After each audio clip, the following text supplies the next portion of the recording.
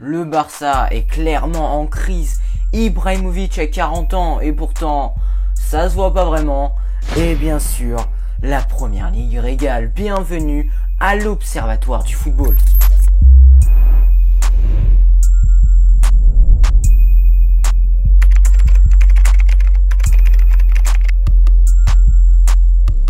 Non mais les gars, il y a un moment où c'est trop.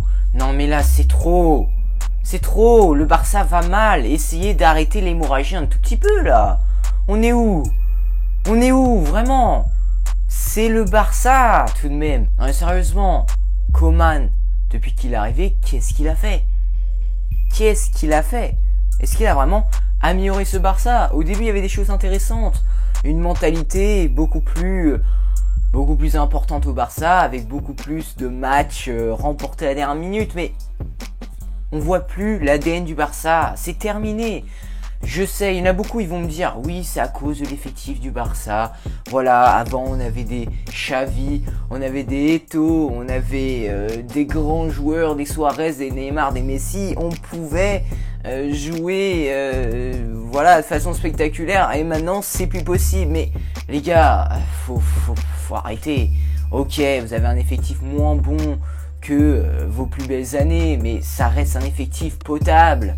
Voilà, si je devais comparer cet effectif à une autre équipe, voilà, peut-être Tottenham. Ça va, faut pas exagérer. Non, vous avez quand même des bons joueurs. Vous avez des Coutinho, des Ronald Araujo, des Ansu Fati, des De Jong, hein, mais je parle pas de l'attaquant, hein, lui il est nul. Des Pedri, voilà, vous avez vraiment des joueurs intéressants. Donc arrêtez de chouiner. Vous faites comme si vous avez un effectif de deuxième division espagnole. Non mais oh, vous avez un effectif qui peut largement viser le top 5 en Liga, largement. C'est juste que vous n'avez pas le bon entraîneur, Koeman, franchement, faut qu'on en parle. Y a un climat toxique, mais vraiment toxique au Barça en ce moment. C'est pas comme ça que vous allez réussir, c'est sûr, vos journées de Liga. C'est pas avec les 3-5-2 qui sortent du chapeau là. Qu'est-ce qu'il nous fait Koeman avec ces 3-5-2 là? Oh pourquoi? Pourquoi? Quel est l'intérêt?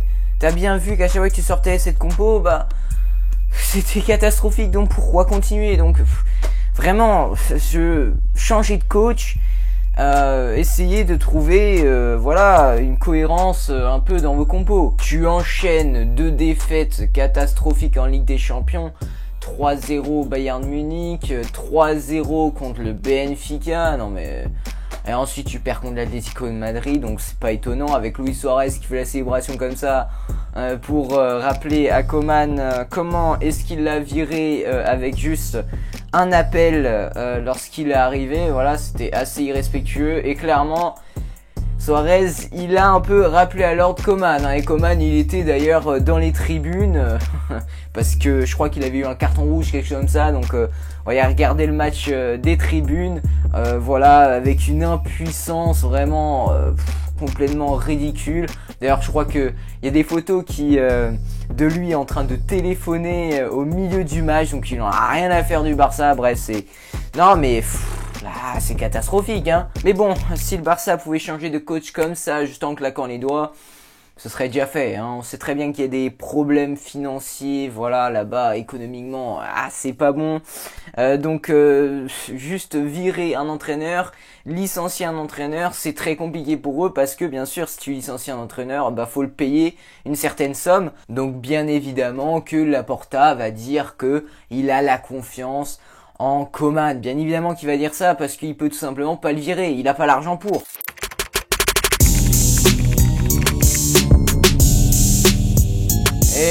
l'AC Milan, wow. L'AC Milan, ils ont la chance d'avoir le géant suédois Zlatan Ibrahimovic, il est toujours là, à 40 ans, il a toujours pas pris sa retraite, ce qui est super rare pour un attaquant. Ça a déjà été le cas en Serie A. Je crois qu'il y a 21 joueurs qui ont joué à 40 ans en Serie A ou à plus de 40 ans. Sauf qu'il y a quand même 13 gardiens dans le lot et surtout 3 ou 4 joueurs qui jouaient dans les années 50-60 où il n'y avait pas du tout le même engagement physique dans les matchs. Donc aujourd'hui, ce serait beaucoup plus compliqué de jouer jusqu'à 40 ans. Et Zlatan Ibrahimovic, il le fait. Sauf que c'est différent, c'est pas la même que des joueurs comme Totti ou comme Giggs qui ont joué à 40 ans également. Eux, c'est des joueurs qui, à la fin, durant leur dernière saison, voilà, ça se voyait très bien que c'était le plan B du coach. C'était des joueurs qui étaient là surtout pour motiver les troupes, mais ils n'avaient pas beaucoup d'impact sur le terrain. Alors que Zlatan Ibrahimovic, oh là là, dès qu'il arrivait à l'AC Milan, on l'a senti, son impact sur le terrain.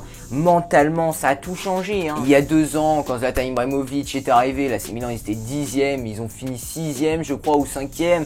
Et l'année dernière, bah, ils ont fini 2e, et sans Zlatan Ibrahimovic, je pense pas que tout cela serait arrivé. Vraiment, il a un impact tellement énorme sur son équipe. Vraiment, c'est ce qu'on appelle une légende. Voilà, un joueur qui, dès qu'il est sur le terrain, il transforme tous les joueurs dans son équipe. Voilà, c'est extraordinaire. D'ailleurs, il fait penser un peu à Bruno Fernandes à Manchester United, qui à son arrivée a vraiment transformé cette équipe mentalement. Voilà, Fernandes, il a 13 ans de moins. Zlatan Ibrahimovic, il a 40 ans. Il a fêté ses 40 ans le 3 octobre, là. C'est pour ça que j'étais obligé de parler de Zlatan Ibrahimovic. C'est quand même extraordinaire, ce joueur. S'il n'avait pas joué avec Messi et Ronaldo dans la même période, je pense qu'il aurait eu plusieurs ballons d'or facile. Non mais, vous vous rendez compte un peu? Il est plus âgé qu'Arteta, entraîneur d'Arsenal depuis 2 ans. Il est plus âgé que Wayne Rooney, qui a récemment pris sa retraite pour devenir entraîneur de Derby County. Non mais c'est incroyable.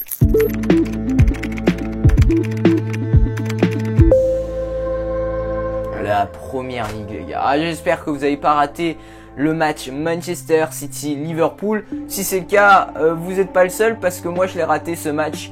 J'étais un peu dégoûté, tout le monde parlait de ce match comme si c'était vraiment un match extraordinaire, et finalement ils avaient pas tort, parce que j'ai regardé le match, j'étais obligé de voir ça de mes propres yeux. J'ai regardé la deuxième mi-temps en particulier, voilà, mais quel match, quel match. Franchement, ça montre à quel point la première ligue est devenue tellement intéressant à regarder. Ça régale à chaque journée. Pour moi, c'est largement de loin le championnat le plus intéressant en Europe, voire du monde. Non mais franchement, Liverpool-Manchester City, si vous l'avez pas déjà vu, je vous conseille d'aller voir directement le match entier ou la deuxième mi-temps. Si vous devez choisir une mi-temps, ce serait quand même la deuxième mi-temps. Voilà, vraiment, allez voir ce match. Vous avez le temps avec la trêve hivernale qui va être bien chiante, il faut le dire. Bon, j'exagère un peu, t'as peut-être un France-Belgique qui va être intéressant, oui c'est vrai. L'intensité qu'il y avait dans ce match, c'était extraordinaire. On avait Manchester City et Liverpool, 2 équipes qui essayaient d'imposer leur style de jeu. Manchester City en possession, Liverpool avec un pressing déroutant en deuxième mi-temps, parce qu'en première mi-temps ils ont complètement raté leur mi-temps, hein, vraiment. C'est en deuxième mi-temps que Liverpool s'est réveillé dans ce match. Voilà, un pressing déroutant, des attaquants vraiment très rapides. Mohamed Salah, il te met un de ses buts. Oh lolo, le but qu'il te met, c'est quand même extraordinaire.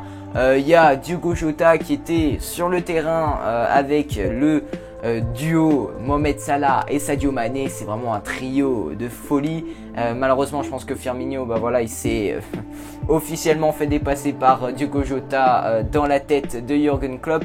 Et Diogo Jota, il mérite, parce que ce qu'il a fait durant ce match, c'est très beau aussi. Vraiment une technique inégalable, cette capacité à se retourner puis frapper en une demi-seconde qui est extraordinaire. Bernardo Silva aussi, mais qu'est-ce qu'il est bon en ce moment. Manchester City d'ailleurs, ils enchaînent 3 matchs de haute volée, hein. En ce moment, il faut les regarder, les matchs de Manchester City, parce qu'ils pratiquent vraiment du beau football.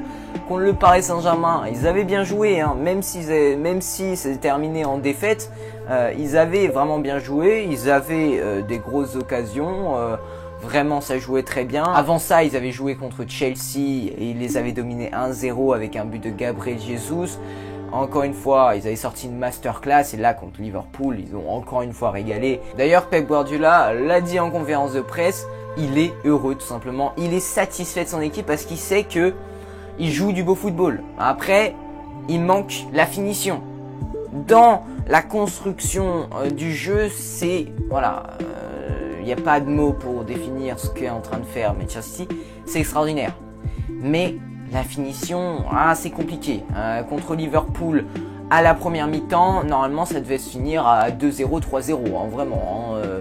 Ils se gèrent pas en attaque, ils finissent pas les occasions. Derrière, Liverpool mène à 2 reprises. Heureusement qu'ils arrivent à rattraper par 2 fois tout de même. Mais faut faire attention, faut vraiment les mettre au fond. Et au Paris Saint-Germain, contre le Paris Saint-Germain, c'était un peu pareil. Voilà, il manquait cette finition, il manque ce grand numéro 9 à Manchester City. Ils ont raté la coche l'été dernier avec Harry Kane. J'espère que peut-être cet hiver ou l'été prochain, ils vont ramener un grand buteur à la maison, parce que c'est fondamental pour que cette équipe réussisse sur le plan européen. C'est vraiment ce style de vidéo qui me permet de sortir plus de contenu sur ma chaîne, parce que c'est plus facile à réaliser. Voilà, je me lève le mercredi matin où j'ai beaucoup plus de temps pour moi, parce que j'ai qu'1 heure de cours durant la journée, donc je suis assez tranquille.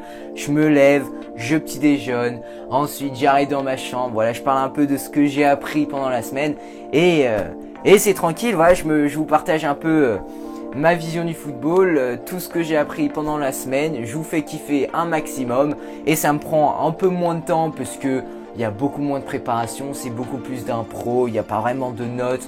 Juste j'écris sur un bloc-notes les 3 gros sujets que dont je vais parler, pardon. Et c'est tout. Donc voilà, j'espère que ce principe vous plaît vraiment. Si c'est le cas, likez. Voilà, c'est ça qui va permettre de faire évoluer cette chaîne. Peut-être d'atteindre les 20 000, pourquoi pas, dans les 3 mois qui suivent.